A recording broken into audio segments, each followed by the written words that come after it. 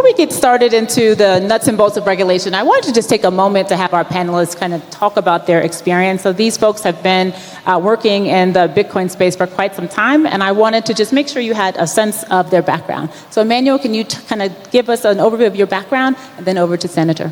Thanks, Charlene. I'm Babs, Emmanuel Babalola.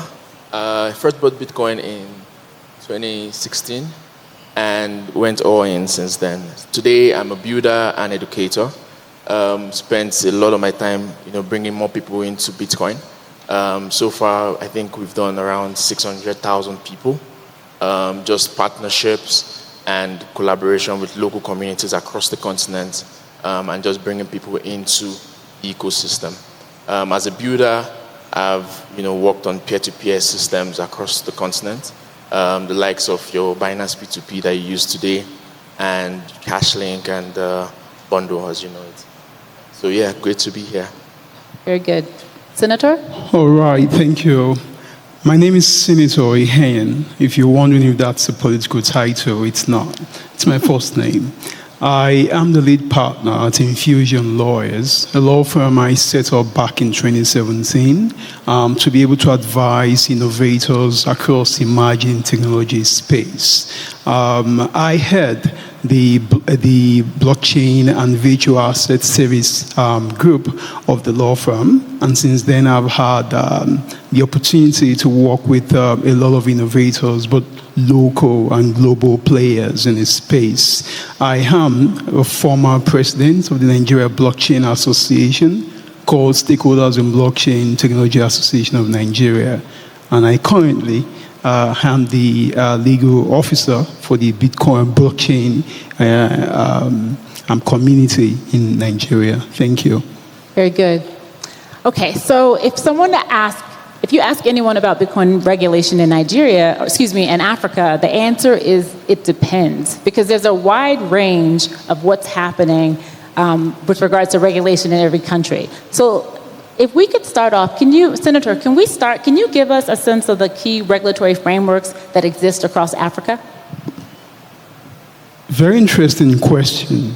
As you might have guessed, knowing that Africa is quite a fragmented market with a lot of countries, what we have noticed in the course of my work as an advisor in the space is that there are certain characteristics across board or across Africa, and then there are also unique features as well. For one, starting with Nigeria, there is no specific regulatory framework for Bitcoin in Nigeria, and this is also common across other African countries. What we have are subsidiary regulatory frameworks across areas like consumer protection, investor safety, as far as financial services are concerned. In Nigeria, for example, we have seen the Central Bank of Nigeria, after the initial ban in 2021, review its stance and introduced what it calls a framework that would enable virtual asset service providers get onboarded with banks and financial institutions in the country, subject to getting licensed by the Securities and Exchange Commission in Nigeria. If you go to South Africa, you find that compared to Nigeria, I think South Africa has some kind of more proactive approach to regulation. The Financial Services Conduct Authority has been particular about investor safety and consumer protection. And so what he has done is to approach Bitcoin from a point of view of a financial product. And South Africa hasn't bothered itself too much as Nigeria regarding what Bitcoin is, whether it's a security, commodity, or whatever.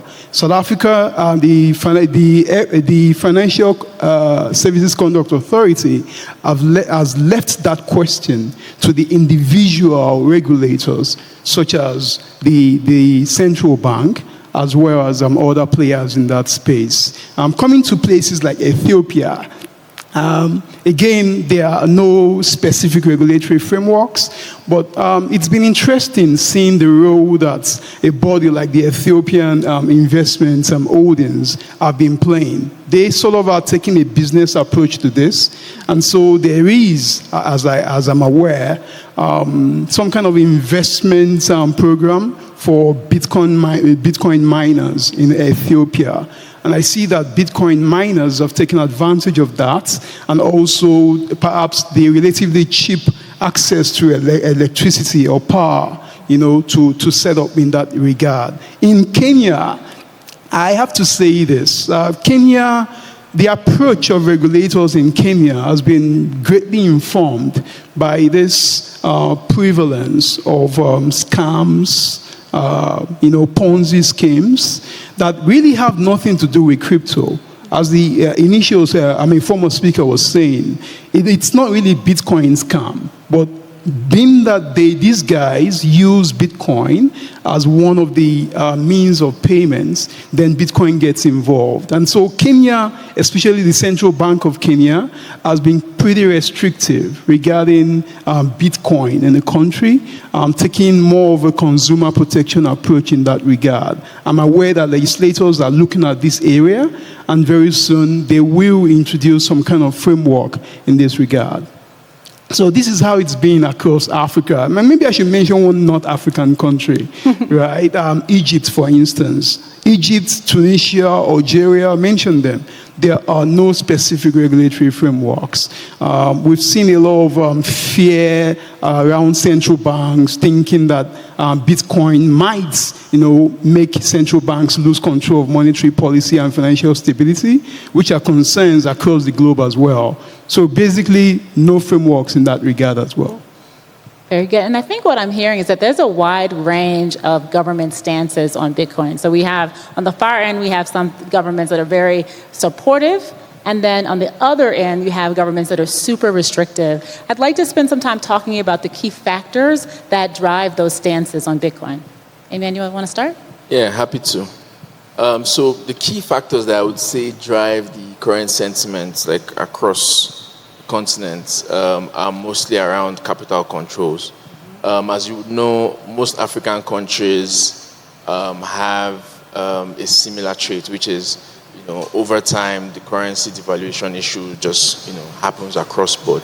And central banks, whose main responsibility is, one, securing the financial stability of these countries, are required to step in, right? So you'd find that a lot of countries have warnings on participating in Bitcoin because it serves for quote-unquote capital flight in their definition. Now that is a concern that obviously we are engaging, with the regulators that are very pro Bitcoin to kind of try to solve, right? Because at the end of the day, Bitcoin is not the problem itself, right? It's a part of the solution, as it were. Other concerns are around consumer protection. Obviously, scams have done a lot for the reputation of Bitcoin, right?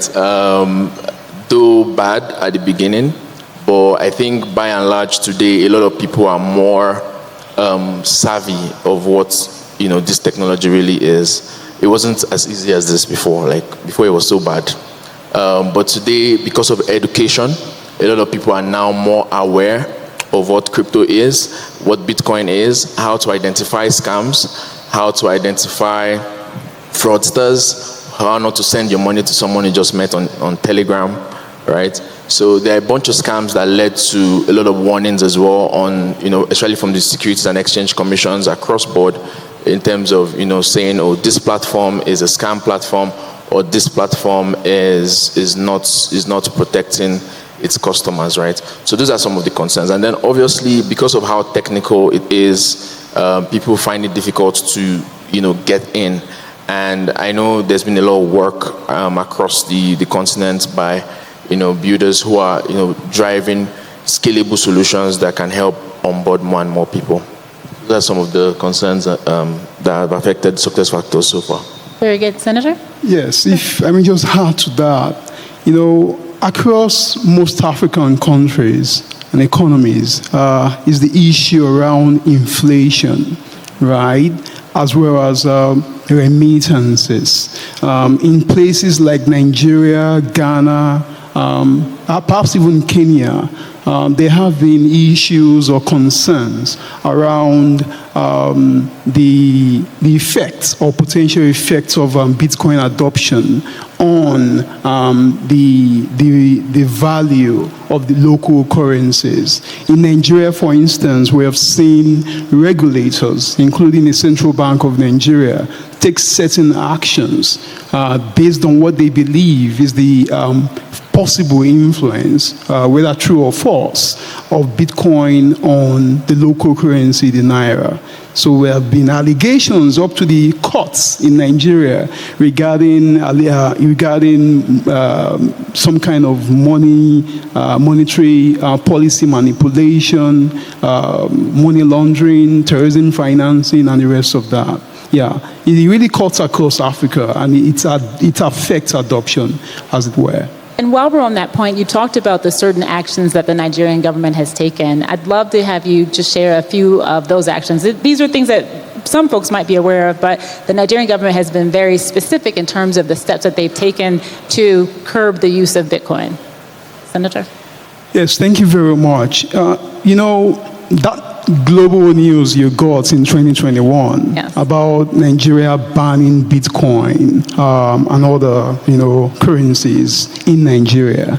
That was February 2021 when the former governor of the Central Bank of Nigeria, Godwin Emefiele, had fears and concerns about what Bitcoin could do to the banking and financial system. I think the major concern at that time, I believe, must have been informed by some misconceptions about Bitcoin and how it works. The government saw Bitcoin as an anonymous private currency, which technically isn't quite correct. And that affected how the central bank approached players in this sector. According to the governor then, he did say that there's a lot of opacity in the markets. Transactions are happening in very dark places, and criminals and bad actors might just put the entire banking and financial sector in a lot of trouble. And so it single-handedly, just by a mere circular, suspended the KYC system in Nigeria, which, by the way, is established. That KYC system in the country is established by a law of the National Assembly of Nigeria, the Money Laundering Act. At the time, I was, fortunately or unfortunately, the president of the Blockchain Association, and myself and my co-leaders and stakeholders, including Babs here, we had that responsibility of trying to show the government and the central bank that this is not what you think. Sure. And we think that this is how it should work. Guess what happened? Just to quickly wrap this up. That circular led to transactions not disappearing, but going on the ground. And when it went on the ground, within 14 to 18 months, Nigeria became the biggest peer-to-peer market in the crypto space globally, because a lot was pushed away from the banking system to on the ground. And can you share what year that was? What? Can you share what year that was? Yes, that was by 2023. Yep. We had discovered this. The central bank was also seeing this and wondering, so the ban hasn't worked. It has only made people go out of the system. And the way that Bitcoin works, really, if we really want to look at it, Bitcoin wants to be left alone. Absolutely. Bitcoin doesn't need regulation. So when regulators think that they are doing all of us a favor by regulating, I always try to say that, no, it's not about doing us a favor. You're also doing yourself a favor, because if you don't regulate Bitcoin, it goes on the ground. If it goes on the ground, what happens when earthquake happens? Everything on top of it goes away. And that is the financial system. And that's why I say that regulators, and I continue to emphasize, that regulators need to understand Bitcoin, how it works, the risk around it, the potentials, opportunities, and then take a risk-based approach so that we can have the level of transparency and visibility needed to ensure the integrity in the sector. And so with all of that backdrop of, relatively restrictive regulations, I'd love for my panelists to comment on whether or not they think the business climate, the regulatory, let's start with Nigeria, is it conducive for business, right? Are we spurring innovation? Are we allowing these entrepreneurs to get the support that they need to build solutions for communities? Emmanuel, could you start? Yeah, so there's been a lot that happened, right, as you must have seen in the news. But just to recap, as I said, 2021, we had the ban. In 2022, we had in the same year, 2021, we had the e-Naira launch. In 2022. And can you tell us what the e-Naira is? This is important, the CBDC? Yeah, so the CBDC e-Naira in Nigeria, was the attempt of the government to, step into the crypto industry, as it were, and, play around it. And did that work? It didn't work. It didn't work. It didn't work. But then that's a whole other story. In the year 2022, we had the blockchain strategy document that we, collaborated with the government to create, which today guides the country as regards to its blockchain strategy. We also have in 2023, last year, December, a rollback on the ban, right, from the central bank. So Nigeria specifically, to answer the question, today has a regulatory framework for operating within the blockchain crypto industry. This is now talking about entrepreneurship. There are 2 licensed exchanges, and we have around three other licenses that were given to token issuers, and then there are 2 sandbox. So around 7 licenses were issued sometime this year. So while the whole thing that happened with Binance was very tragic, I believe that the country is in the right direction towards opening up for business again.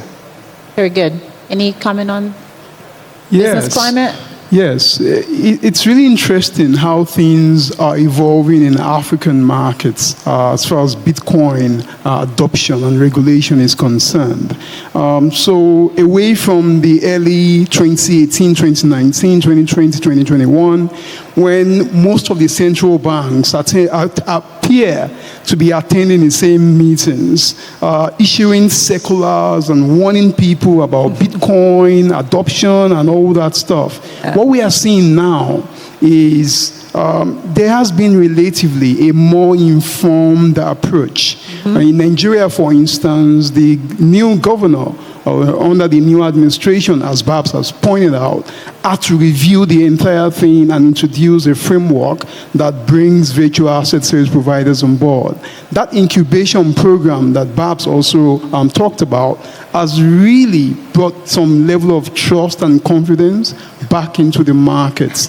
I also would mention that this is not just Nigeria alone. In South Africa, right, a jurisdiction I've admired for some time because they have decided to learn adaptively, right? Rather than say, we don't understand this, so get out of the room, they've decided, you know what, there are consumers whom we need to watch out for. So while we are trying to understand the technology, let's still have certain frameworks in place to ensure trust and confidence in the markets.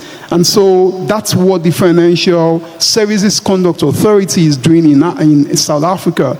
And I'd like to recommend that other African countries should also look at that. It's not all the time you have everything worked out from day one. It's not possible. Not even in the UK, the US, and other advanced countries do they have these things worked out. So we need more adaptive, risk-based approach to ensuring that there's some balance between innovation and regulation, because there are consumers we need to protect, not just the innovators. Very good. So I'd like to switch gears a little bit and talk about Bitcoin adoption. I'd love to hear your perspective around Bitcoin adoption across various African countries And then I'd like to hear about the success stories, the companies that are being built that are driving Bitcoin adoption. And either one. Yeah, awesome. That's a great question. So Bitcoin's adoption in Africa has been, a very interesting story.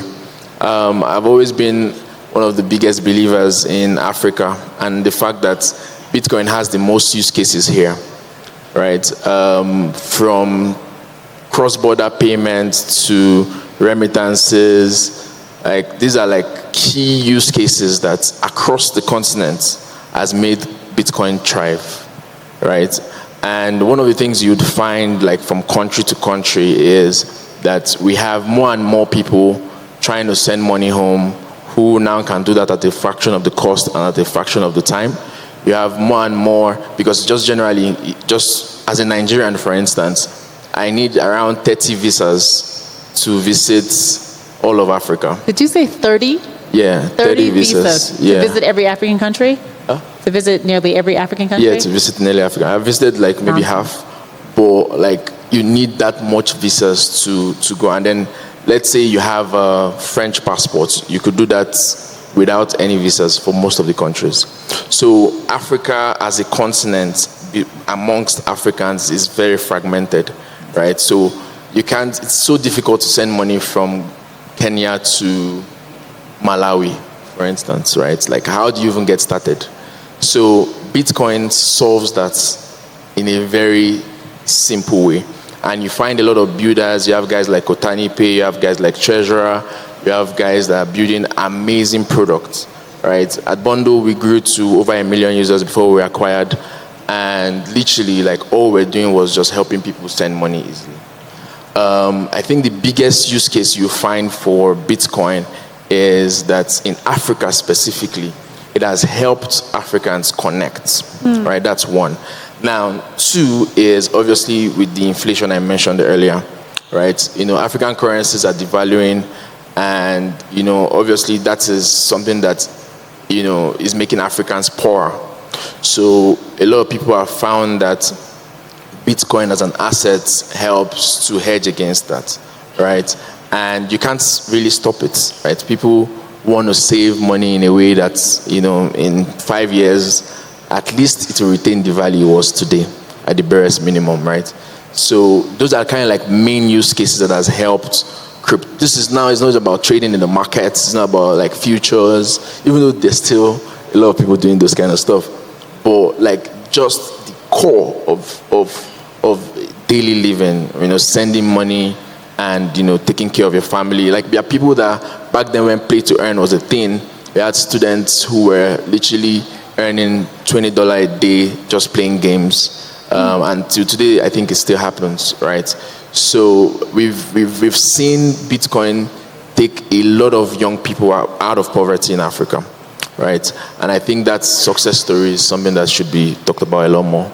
Yes, very good. So basically, Bitcoin as kind of a financial escape hatch to poverty, just using and saving. And I think what I like about what you pointed out is that these aren't high-tech traders. These are everyday people. These are everyday people that are choosing Bitcoin as the better choice of money. Senator? Yeah, it's amazing how adoption in Africa has evolved relative to other regions. I think Africa has the most genuine use cases for Bitcoin. There is a grassroots adoption, retail adoption. We're yet to have the institutional investors come in, understandably because one, there's capital issue, two, there are regulatory issues, but essentially, this is something that is community and people-led, and that's powerful. When Babs was sharing his success story, I just would like to claim that I'm also part of his success story in terms of what we work together. Very good. I'm legal compliance part, is the, what someone would call a whiz kid Nice. in that area. We've seen, Charlie, you wouldn't believe it, when a country like Nigeria was facing issues around dollar liquidity, and merchants, legitimate businessmen in Nigeria could not have access to dollars to be able to do transactions with their Chinese and other partners outside of the country. BAP's innovation helped them to be able to access that. They were able to rely on Bitcoin to, get to do those transactions, and business have continued. Right? So I would like to emphasize that very far from what some regulators in Africa think, that Bitcoin is killing the economy or may kill the economy, what we have seen is that it has provided an alternative financial option for those who may not otherwise have access to, the traditional system.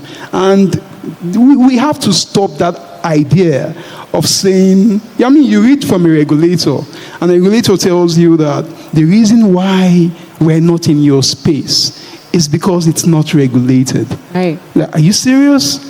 Am I going to regulate it or you? You are a regulator, and you're saying the reason why we're not there, it's because it's not regulated. In other words, you haven't done your job. Sure. And Senator, I think what I'm hearing from you is that regulators think that Bitcoin is breaking the economy, but you're saying that Bitcoin is building the economy. And that's a great segue to the future. I'd love to hear about the future regulatory trends that you see across Africa. Okay, so I am so bullish on the continent, right? I feel like we are at such a pivotal moment when it comes to the adoption and the regulation of this industry. One of the things that I think highlights that, he just said something about how a regulator would say, I know the regulator is talking about anyways, how a regulator would say that they're waiting for regulation to come. And that is foreign Western regulation, right? And I think that has been by and large solved. Now it's at least in the US, where there is now a very strong voice, charging, the entire industry. And that took 3 years, because before that in the US, it was regulation by enforcement. Exactly. In this industry. So I can say for a fact that, African regulators will just align, right? And, so just get ready, guys. The market is opening up very, very soon. Very good. So please. Senator? Yes, regarding future trends, I think that more people will rely on Bitcoin for things outside of investments, remittances, local payments on e-commerce platforms, and your regular local malls. They will integrate Bitcoin. And I think that this is where those developers who are building wallets and all of that will be able to take advantage of the markets. Currently, also regarding Bitcoin wallets, Bitcoin ATMs, all right? In my work as an advisor in the space, we have seen players who want to bring in Bitcoin ATMs into various African countries. But this has been met with some level of, hurdle, right? Because there is this issue around what the central banks think. So I think that going forward, the future trend is to watch out for more use for Bitcoin ATMs, in African countries. And lastly, from a regulatory point of view, I think that the central banks across Nigeria, across the world, Africa, will realize that apart from the investments use case for Bitcoin, there is also the remittance payments use case for Bitcoin, for which they would need to then introduce regulatory framework that is distinct from that one that comes within the purview of the Securities and Exchange commissions across various countries. Why have I said this? In a place like Nigeria, for instance, you find that the CBN has basically said, we will allow you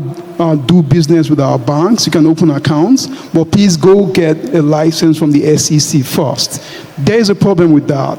The future trend would be that the CBN will eventually realize that there are players who use Bitcoin not for investment and commodities purposes, but for payments, which comes back to the regulatory purview of the CBN. This will also go across Africa. Please. So just to add, to that, as we all know, Bitcoin exists both as an, as a payment system and also as an asset, right? And what you just talked about is the trend, which is a lot of, regulators are focused on the asset, which is, SEC licensing and stuff. A lot of the payment use cases, which, I've emphasized over and over again in this panel, are kind of like going to be, front and center very soon, where, established fintechs today who are already even using Bitcoin as a layer, to do settlements versus your, SWIFT, it's going to become more and more, prevalent, right? And remittance companies and the major players in remittance would also realize that they can do, a lot more if they, plug in Bitcoin. So I think that's just something to add as well. Okay, really quickly, we have time for about 5 more seconds of closing thoughts. What advice would you give to founders that are building Bitcoin businesses in this changing regulatory environment? Yeah, so for founders in the house, I believe that it's not been easy, obviously, and we've continued despite the challenges. I think it will get a lot better, especially from the regulatory perspective, going into the next 5 years. So we just all need to get ready for that and become more pro-regulation as builders and advise and support governments as they figure this out. Thank you. Senator, closing thoughts? Yes, and as governments across Africa try to figure this out, I imagine that innovators and builders in the house would at least still want to innovate. So I would say that you should approach this from 2 perspectives or angles. One, you must have those self-regulatory mechanisms that you adopt just to ensure that you don't get into troubles. So pay some more attention to things around money laundering compliance in terms of making reporting, registering with the relevant financial intelligence units in your countries to ensure that at least you are showing you are not a bad actor. Secondly, it is the other aspect of the external regulatory frameworks that you need to comply with. They will come, sometimes they will not, sometimes they will be clear, sometimes they will not be clear, most times they will never be clear or certain. But that shouldn't stop you from playing. That's where you should speak with professionals and players who have done this to ensure that you are able to navigate the entire African markets in a way that is safe, and as well you can maximize the huge opportunities in the African continent, especially with this AfCFTA coming up, the African Continental Free Trade Agreement. It's basically going to make Africa, the whole of Africa, the fragmented markets, one market. If it's one market, I see services, wallets, platforms being able to integrate and do a lot of stuff together in that space. Thank you. Great. Well, thank you. That's our time. Thank you for your insights, gentlemen. Thank you. Thank you, guys.